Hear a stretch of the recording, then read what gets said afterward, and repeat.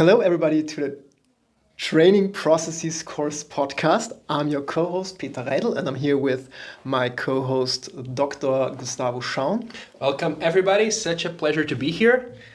This is obviously our first episode of this podcast. Let's call it podcast. It will be just one session, actually.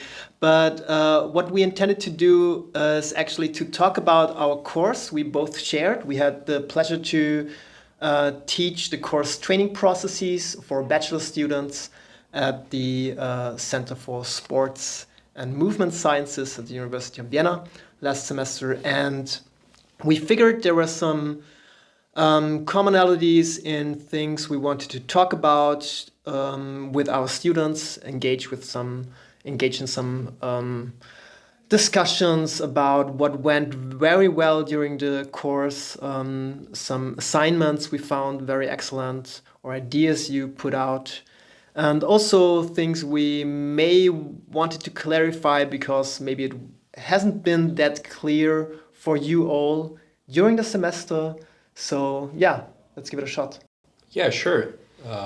So I think that one of the greatest things that I seen on most of the assignments that I were able to go on is how they were able to find really smart solutions for some situations where they had some barriers and how they could overcome that. So I can think about like a simple example. There was one student who had to train and prepare some plans for someone who had an actual contract with a sport club, and the contract was pretty clear towards all the training volume and things that the athlete could do, which for some would be a really hard situation, but they were pretty smart and they were able to find and pinpoint what could be done that was good enough for the assignment, because they had to do the assignment, whereas at the same time being under and actually legally under the contract. So one of the students was a handball player, and they were able to think about a mobility and flexibility program that was still beneficial towards his application. And I think I was really glad to see that, and I was definitely one of the best ones I've received so far, even though it's not a gigantic, complex 25-week program with so many different components. You can be really successful with just looking about simple stuff. Yeah, and I think that's the reality most of the time, right? You don't have to come up with super complex training plans, but you just have to find like a niche on what to build on. That's pretty cool. Yeah, I had some similar experiences with some students that had athletes to coach that are already in some form of structured training. And what they did very well was to get involved into the actual training process. Like they looked at the training structure they already have been into and just tried to figure out like specific small areas where we could do some improvements. This was very nice to see. Another fact that was actually really important, I think, for devising the plans that they did was the fact that many of them actually reached out to coaches. We had several students who were, as I said, already athletes, and they were already engaged in other training plans. And some of them were able to reach out to them, understand what was going on. Some were actually not that experienced on the sport that they were supposed to create a training plan to. And it definitely did help seeking that information from someone with more experience and that already were following their athletes. So they could get a new perspective for what they were supposed to do. Yeah, this is nice. I think they also made made it very clear that they did a good job in communicating with the athlete too, and asking for their opinion on their sport, how they feel about the training process in general. Having just good communication from the start on. I think you have to build on the knowledge and expertise of the athletes, of himself or herself too. And then always, even if you have like the perfect tracking system with multiple components, you have to at least spend some time talking to the athlete. And maybe just to go on with that, I think what also went well was that multiple students used different categories of variables to monitor. So they used, on the one hand, objective measures like training load or whatever, but on the other hand, most of them also used a subjective measure of some form, like some RPE or Borg scale or whatever. This was very nice to see. And I'm pretty sure that we'll go back to that later on. Yeah. But I think to kind of summarize, basically, the ones that we most enjoyed were the ones that were able to tell us a story. So as you can remember, the templates that we provided you and provided to the students were mostly separated in sections that kind of like walk us through what was going on. So at the beginning, you actually analyze the sport, you analyze the athlete, and based on this, you determine what is necessary. Based on what's necessary, you then come up with a training plan that you implement, and that then you kind of control and look at what happened. And you can see this as kind of like a timeline. And the idea behind it, and most of the time, is like walk us through what was your rationale, how one thing led you to the other and informed you towards doing the other thing. So I think, and that's true in many other areas in life. Mm-hmm. Being able to tell a story, it's very important, and that's the same. That's also true for training processes. Being able to kind of like have a beginning, a middle, and end towards, okay, we decided on this specific training testing outcome, or this specific monitoring strategy. Why is that? Well, there is a reason. In our need analysis, we saw that this was lacking. So that's why we chose this. And it's important for this to be clear towards, in our case, the final report. We'd like to take a quick break to acknowledge one of our sponsors, ÖH. Please pay your ÖH-Beitrag by the beginning of the term. This is the best way to support this podcast. It's a joke. It's not. Maybe not.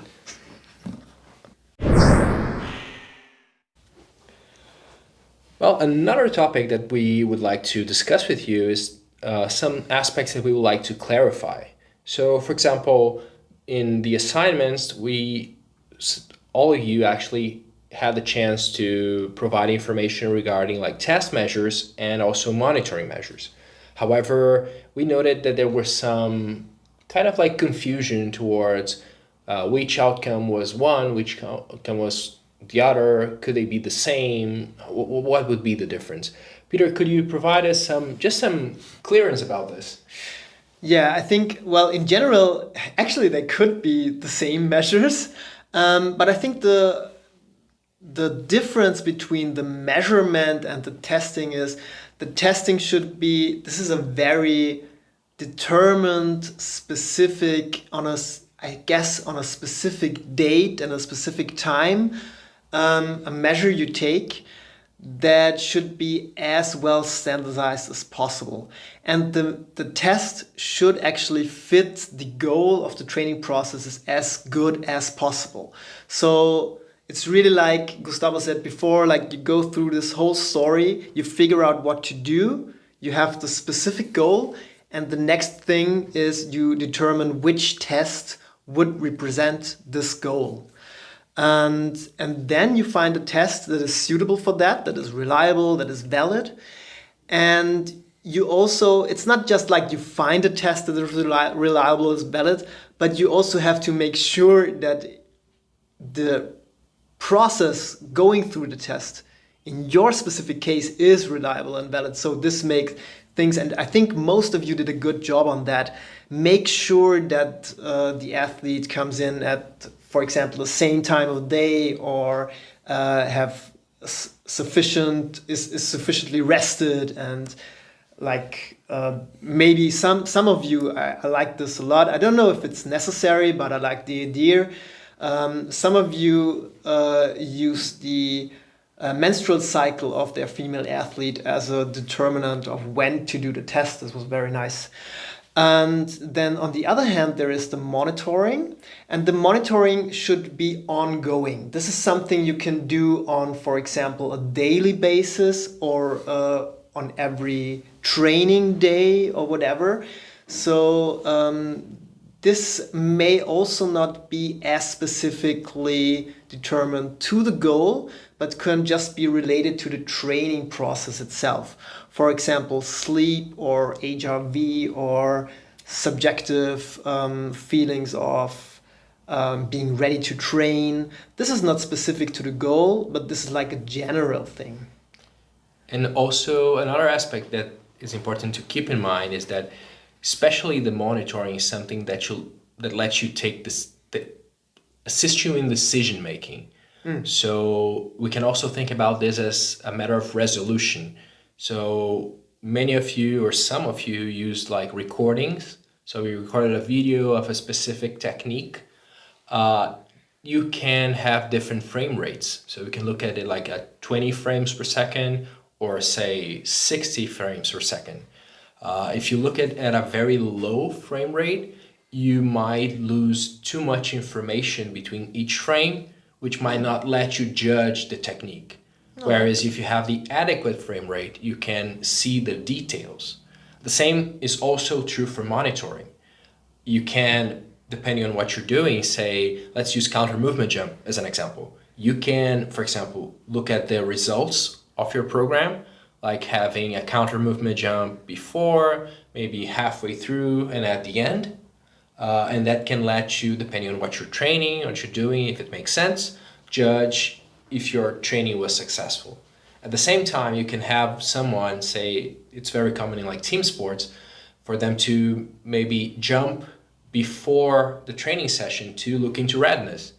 And you can do that every day. But you can also do that every week, after a couple of days.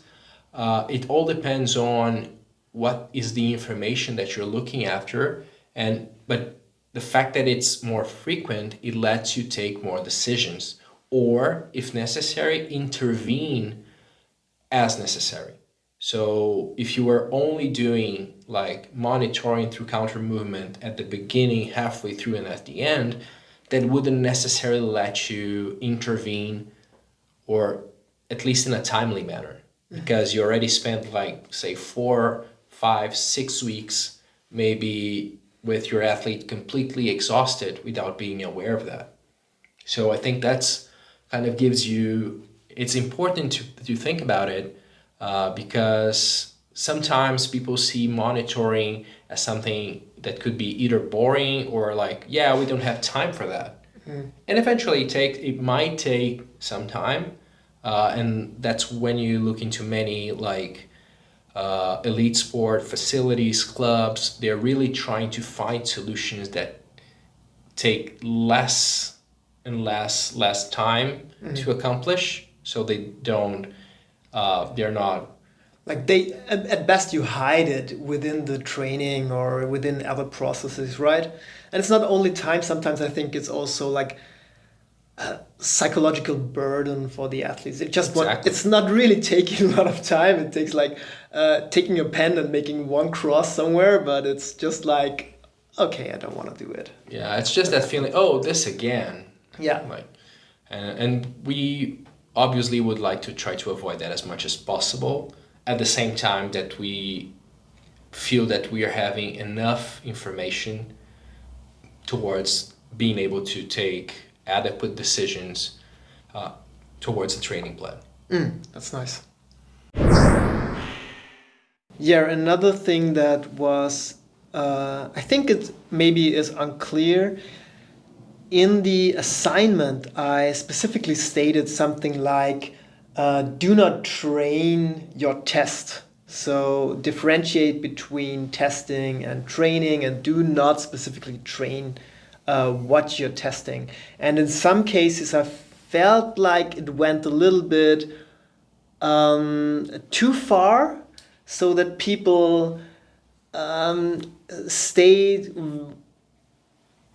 away from anything that is very similar to the test. For example, someone used something like a bench press as a test, and then they did not include any horizontal pushing movement in the strength training plan, to be sure not to include the test in the training program. So maybe I wasn't able to clarify this concept sufficiently. So I wanted to ask you, Gustavo, to maybe go into more depth. What do you think about training your test? That's actually a good question. So, what we need to remind ourselves is that we typically have a goal, and sometimes it's not, or most times we're not. It's not that easy to actually test that specific performance.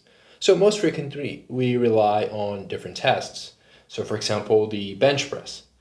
The issue here is that when we say do not train the test, is that our goal is not to train to get better on that specific test. It's to remind us that there's something else.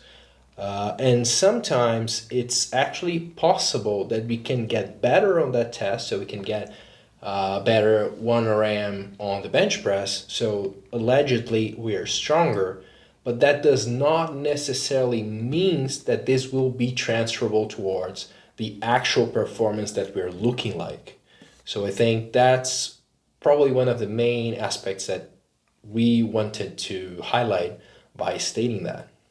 And do you think there are like different tests that are more obliged to implement in the training, like exercises that you test on that you could also use in the training process, and others where this is not that easy? I think you're bringing up a really valid point, because there are some tests where there's not such a great component of like skill in there, and that it doesn't sorry, I'm babbling. It doesn't take such a huge toll, whereas some other tests where you have like a large skill component, if you can definitely train the skill, get better at that skill, whereas that doesn't necessarily means that you're improving that overall physical capacity. And we were discussing this before we started recording. Do you remember the examples that you gave me? Yeah, my specific example was the Y balance test versus a bench press or some other strengths. It's like a simple, let's call it simple strength test. It could also be like very simple, a leg press, I think, to make it pretty clear. So in the case of a leg press, I don't think it would be that dramatic to test on the leg press and also train on the leg press. As long as you, and this is something you brought up before, as long as you still have to make the assumption that there is some pushing motion from the legs that is transferring to your athletic goal, of course. But I think you can make the case that there is if you can make the case that there's a transfer from the leg press or the pushing motion, the squatting pattern, to, let's say, jumping, then you're good to do both. And there will not be a huge learning curve for the leg press during your training process. But on the other hand, if you have something skill-based or tactical-based, for example, let's keep it with the Y balance test. where you balance on one foot and you push some small implement to three directions on the ground. This might be a good test to look at mobility, but and it might even like the skill of having that might be related to, for example, either your sports performance or injury risk, but specifically training this very narrow movement pattern, this pushing something with a leg in this specific directions, will, if you train that for 8 weeks, this might increase your Y balance performance, the test itself, very good, but it will not give you the same bang for your buck in terms of athletic performance. Or improving your mobility. Yeah, exactly.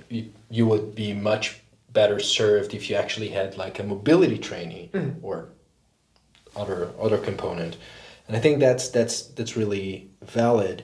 And you also touch base on the notion of like learning effect. And this is something that we should be aware. Most of the tests that we use, they have a learning component. And there's also another aspect that we also wanted to touch base, which is related to results. So we're talking about testing, about monitoring, and eventually we need to look at those and see how that developed, did it work out, did it didn't? And in fact, it can make a huge difference the way that we choose to display that. We can, and I've seen it most frequently, to just report values. So the counter movement jump was 40 centimeters at the beginning, and then at the end it was 57. That's a good one. Yeah, that's a very good one. That's one thing. But we always should keep in mind the fact that we need to ask ourselves, what's the best way to show this? Obviously, in our case, this was quote unquote a simple assignment for your course. However, depending on where you end up in your career, maybe you're in a big soccer club where you have to probably pitch these results to somebody. And having something that is, for example, visually appealing, or not necessarily appealing, but clear, is always a good thing. And sometimes many of the results or things that were displayed, it could have been much easier to understand, have them being displayed visually. So a simple graph, or just, for example, a line chart, or something it's not that complicated to make, but still makes it easier to be understood.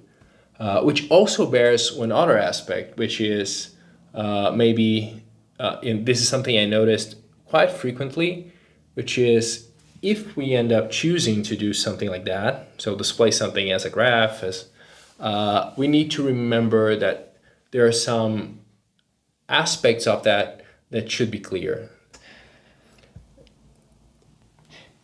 Yeah, for example, what happened once or twice was that you had like different measures with different scales or even different units in one graph, which makes it very hard to understand. Let's say you have something like volume or volume load from training on the axis. On the same graph, you represent RPE. Then the whole graph is completely disturbed, and then there's the issue that maybe if you do that, maybe use two axes, like you can have an extra y-axis in Excel. You can do that. It's pretty simple, and yeah, I think this makes our job or everybody's life way easier. And it might sound that we're getting like too scientific here, like, okay, the researchers, but that is something that we need. There are two things we need to keep in mind. For one, we are sports scientists, and it is very likely that it's gonna be expected from us in our professional environment that we are able to deal with this kind of things. So being able to label everything and make it understandable, especially for people that are not used to what we are doing. So if this was, for example, a research paper, what would actually be expected is that the figure or the graph or the table, that it can stand alone. So without having to read the whole report, just looking at the graph, do I have all the information to clearly understand it? I think that's the clear point. And if not, we can add, or maybe, as Peter said, the scale is kind of messed up. Well, let me just make two figures. That's easy. And that can easily solve the issue. Yeah, and that's not really only in research, as you said before. I think you have to be able to sell your results or whatever you're doing. It doesn't matter if you're in healthcare or in a private sector with single clients. It's always a good thing to have like one or two graphs at hand to show what you're doing, and not having a whole page of text. That's always a good thing. For sure. There's also another point that you brought earlier today, and I think it's really interesting. I remember you mentioning about subjective measures. So many students use subjective measures in many different applications, in many different outcomes, or different things that they were interested in. So you mentioned like recovery, readiness, perceived effort, whatever that is. And obviously there are some things we need to keep in mind when working with those. So for example, when you think about a rating of perceived exertion scale, or like any psychometric scale for that matters, one thing that we need to remind us is that those measures are typically valid and reliable, but they're most of the time valid and reliable, or actually all the time, in the way that they were validated. So for example, you have a plain, boring black and white scale.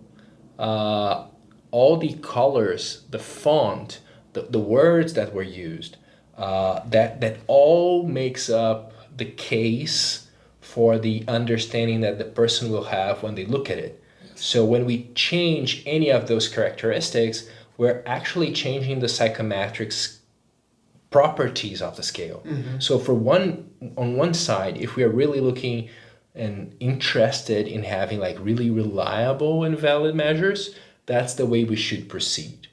Obviously, and it was the case in some of the reports that we received, some students actually came up with scales or tools of their own. And those are also valid, right? Yeah, I think I'm personally a big fan of making up some scales for just for practical reasons. Obviously, it's something that you cannot just use in a research paper or something, but in reality, it's I think a good idea to have some, and this is the major point, some meaningful measures, and meaningful not only in your process, in your thinking process as a coach or sports scientist, but also meaningful to the athletes. I think what is most important with all those measures, the first point I make is also important for those measures that already exist. For like example, the RPE measure you mentioned before. People have to, or the athletes have to learn how to understand those metrics. It's not the case that they simply can, if they have never used it before, they have maybe not a good idea of what a 1 or a 10 means. So you have to give them some time to learn it. So you have to give them an idea of what a 1 and a 10 means. For example, you can do that by giving them a picture or a specific wording, or remembering them on a situation they most likely know. There's a pretty good paper, I think it's by Andrew Vygotsky and James Steele, on specifically that idea. And they mentioned something like giving untrained people the idea of opening up a glass of marmalade that they cannot open up. So they have to really torque on the glass. And remembering that feeling is a 10 on the RPE for exhaustion. Like, this is things that people can relate to, and this is how you can anchor them. But still, they have to learn how, like, the different scaling systems of the specific test. For sure, and you can also use like situations in the training session. So ideally, for most of these, the one of the best ways would be to walk them through the scales. Obviously, it is way more straightforward for some sports or some activities, say using the Borg 6 to 20 scale on aerobic exercise, because that was kind of like anchored on heart rate responses, and then going through intensity till they actually get to exhaustion. So that's okay. This is your 20, even though some people will probably discuss if 20 is actually achievable, but nonetheless, it's a 19, it's a 20, whatever. This is max. So they can kind of relate that. And it's really not an easy endeavor, because people eventually have a hard time like perceiving how they feel, or especially if they are naive to what they're doing, they actually think that they're way more exhausted, for example, in this case, than they actually are. That actually reminds me of one of the coolest experiments I've ever seen. Not sure if you heard about this, but they had a lot. It's a small study. Some cyclists really experienced to cycle till exhaustion, and they just pulled up like $100, dropped it on the table. If you keep, these are yours. And they're like, okay, and they kept pushing, and they stopped again. No, I'm completely exhausted. $100 more. Can you go? Yeah, for sure. And they kept going. So even like people who are really used to like giving their max, sometimes they still, because in the end, it's a decision that we take. Okay, I'm stopping. I can't go. So it's important, all these stories, to just simply convey the idea that it's important to anchor and to educate people and understand that some might take some time, but also remember that in the end, most, if not all, of these subjective measures are not necessarily the end, but they are serving a greater purpose. They are trying to tell us a little bit more.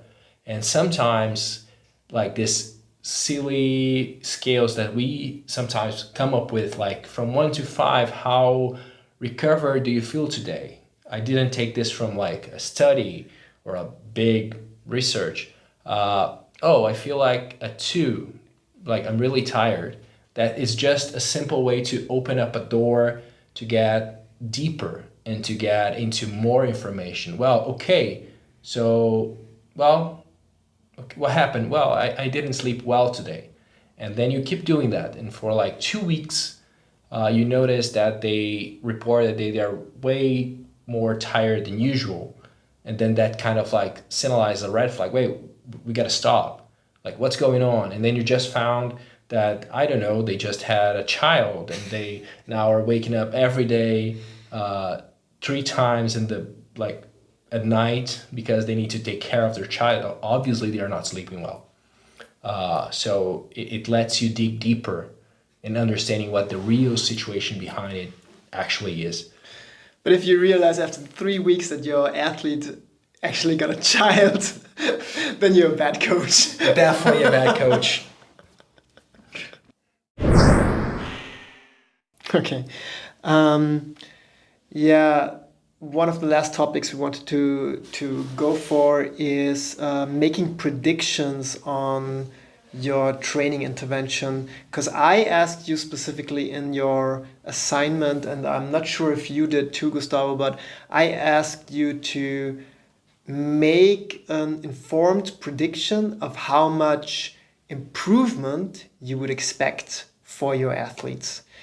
And this is, in reality, this is a tough call. And of course, if you have some experience in the specific area and with the specific population you're working with, yeah, it's just an expert opinion thing. But on the other hand, you have the opportunity to go into the literature, and some of you did, and applaud you for that, and find a study. I mean, in best case, you find a big meta-analysis that pulls together many different studies. But in reality, for a lot of tests and measures and intervention, you will find like one RCT where, I don't know, 12 students trained for something and they get tested at the beginning and at the end. And then you find, okay, they improved by 10% or this amount in the study, in the mean, like the group, the mean difference of the group changed by this amount. This is like your first idea about how much gains you can get. But maybe what I forgot to mention, or I just realized when I read the assignment actually, I should have mentioned that most of the published studies have way bigger effects than there are in reality. So you should expect that the effects you see with your clients, even if they like match population, match intervention, match everything, which will not be the case, that you have actually a little bit smaller effects than you see in a study. That's just the nature of publishing, I guess. Yeah, it's not that uncommon. So typically, especially, and you can also take a look in some meta-analysis, and you already can notice that the large studies, the ones that have the big sample sizes, that they are really well controlled, that doesn't have much biases, their effect sizes are typically smaller as compared to studies who have just as a handful of participants, do not control everything so well. It happens. And there's also another aspect related to this, which is also having a notion of the reliability or the precision that the tests or the monitoring tools that you're using have or has. Because if you have a test that has, for example, an error, so for example, just because of like random variability, it varies 5%. If you're expecting a change that's, let's say, 3%, it's hard, not to say impossible, to actually conclude that 3% difference is actually an actual change on your test.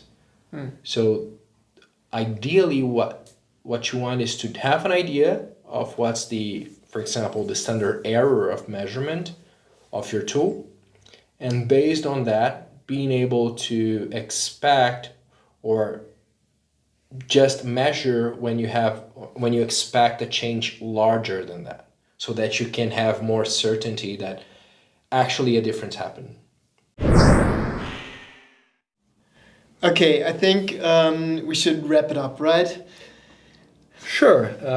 So maybe what's best to say here is kind of remind ourselves what was the real intent or the goal of these assignments. Obviously, we saw many different training plans. Some were very successful, some were not. But that wasn't really what we were hoping for. Actually, our intention was to have something, to have an experience that gets you used to a real situation. And I'm pretty sure that what we saw in all your reports. So when we're in the market, we're gonna we may come up with the perfect plan, the perfect training plan, but then you show that to your client or to your athlete or to your patient, and they're gonna say, well, you know what, I don't like doing that, and you have to change things. And then you have the perfect test, but then something is gonna show up. It's for us. It was never a matter of having the perfect training plan, but put you in the spot to experience something that you might eventually face. And based on some of the summaries that I read, I think I'm pretty convinced that we achieved. There are some students who, for example, they really mentioned that they were scared at first because they had, say, no experience in that sport. And by the end, they already felt more at ease. They felt that they could deal with that. And that's what's going to happen in the future. A new client, a new situation, a new reality. And we really hope that this activity was able to bring you a little bit closer to that position of being able to deal with that. Yeah, and for all that, I think in the end, I think it was a pretty successful seminar. I liked I liked really the work you put in, and really want to thank you for the buy-in and for the discussions during the seminars and yeah, all the effort. Yeah, and we really wish you a successful next semester. Please do count on us in the future for training processes related aspects. And give us a 5-star review on Spotify, Stitcher, or Apple Tunes, or wherever you listen to, or Moodle. Or just drop by and say you liked it.